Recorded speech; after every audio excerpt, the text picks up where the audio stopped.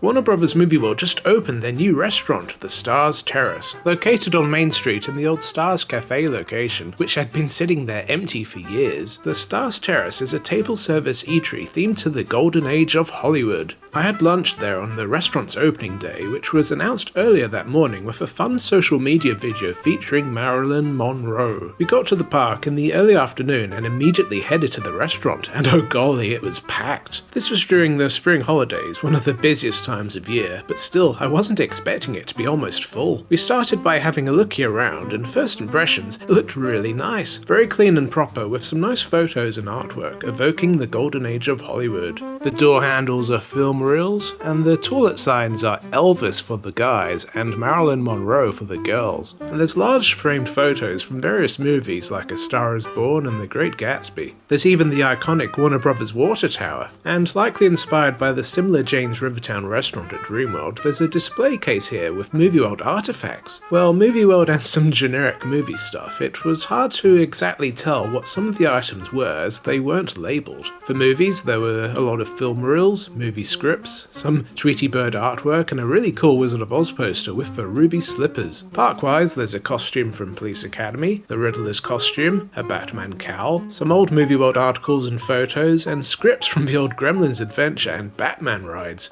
Very cool seeing all this stuff. I don't think the collection was as interesting as what you can see at Jane's though, but still better than nothing. The main restaurant section is surrounded by old cinema-style billboards. I really like these a lot, but sadly there's also a lot of television screens showcasing sports and music videos with pop music playing in the background. This kind of took me out of the experience, walking in felt like an immersive themed restaurant, but it quickly transformed into a standard sports bar, like one you'd find at a shopping centre or something. Not the best. You can either sit outdoors or indoors. Both were equally busy, but a certain amount of the tables outside were not shaded. Movie World really needs to work on their shading issue, don't they? After waiting a while for a table, one became available indoors and I quickly snagged it, and we sat down and checked out the menu. There's a pretty good selection, like a barbecue platter, a big sundae, chicken wings, pizzas, kids meals, which come in these adorable little paper cars, and other food like burgers and salads. As a picky vegetarian, I would have got the veggie burger, but I absolutely hate mushrooms, so naturally I avoided this one like the plague. The prices were actually pretty steep, $30 for a burger and chips, wow. By the way, why is the veggie burger the exact same price as the beef burger? Surely the ingredients are cheaper. And why don't they have the option for those fake veggie friendly patties, like the Impossible burgers? The only local park I've been to that has that option is freaking Aussie World. Anyway, I digress. They have a lot of drinks like cocktails, special sodas, and these ones you can shake to mix all the ingredients together. I tried an Oreo one and I found it to be quite plain. It just tasted like milk. I don't think I shook it enough, so that was on me. Speaking of drinks, there is a bar here, serving various alcoholic beverages and coffees, which you can access both in the restaurant and outside, which is pretty cool. It's going to come in handy when the parade's on. Anyway, the pizza we shared was actually pretty good. I was expecting something, quite blah, but this was actually really tasty. Nothing world class or anything, but for theme park food it was solid. The chips we shared, I didn't like these. They were sadly pretty cold, and had a very strong salty flavour, which was nice on the first bite, but not the second, you know what I mean? And for other barbecue sauce fans, there was a separate little corner for sauces and other condiments, and yes, free water was provided, which was a massive complaint I had recently at the Rick's buffet when they literally denied us a basic necessity. Anyhow, we also tried the Arnold Palmer mixed drink, which was iced tea and lemonade. This was actually really good, very flavourful and refreshing. The food came really quickly, just over 5 minutes, which was very surprising.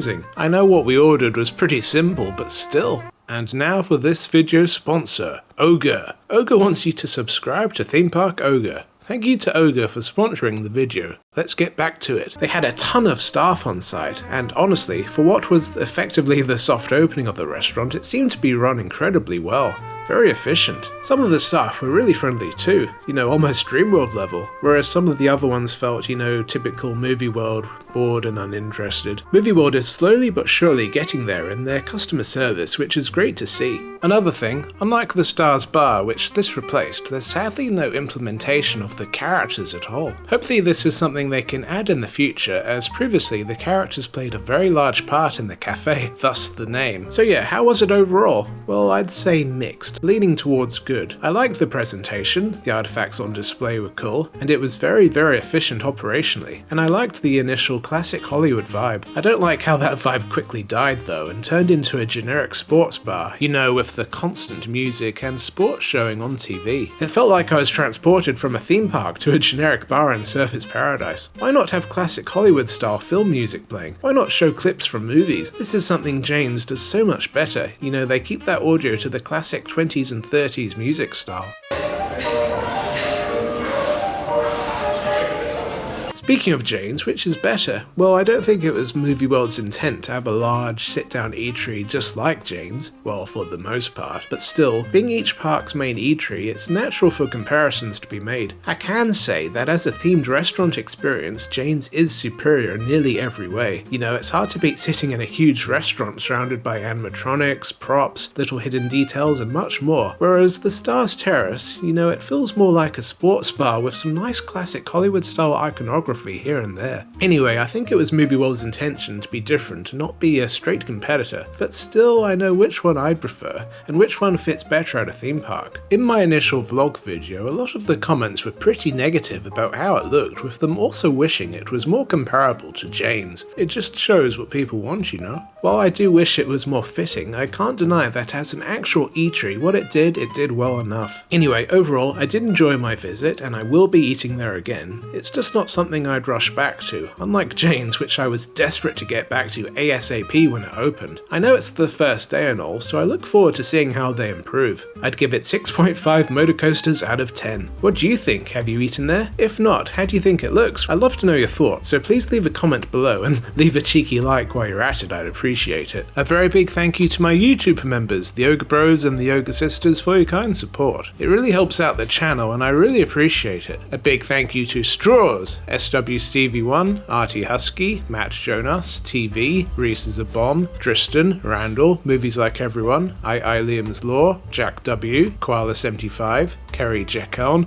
Mr. Yum Yum, Ches FS, Audrey Allen, Johnny Boy 175, Craig Haird, Senpai's JP Blue Dog, Ashton, Jacqueline Bees, Senpai's JP Red Dog, Gaming with Nicholas, Quacktagonist, Sudden Someone, Agent Cooper, Vrifty, Truman, and Breezy. And a very special thanks to my level 4 member, Ethan! Thank you all for your support, I really appreciate it. Thank you for watching. Please consider watching another of my videos. I'll be sure to see you there. Have a great rest of your day. Ogre out!